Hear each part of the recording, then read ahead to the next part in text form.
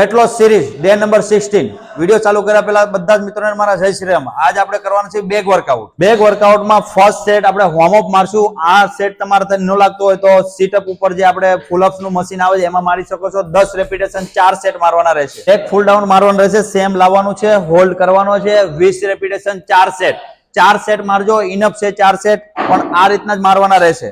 Leg ફૂલ down માં back side જ મારવાનું રહેશે સેમ, કેમ કે આપણે પૂરી બેગ ને કવર કરશું એટલા માટે। આના પણ તમારે 20 રેપિટેશન 4 સેટ। લેગ ફૂલ ડાઉન સિંગલ ડમ્બલ મારશું આપણે। આમાં તમે વજન તમારા અકોર્ડિંગ લઈ શકો છો। 20 રેપિટેશન આ બાજુ, 20 રેપિટેશન આ બાજુ, 4 સેટ।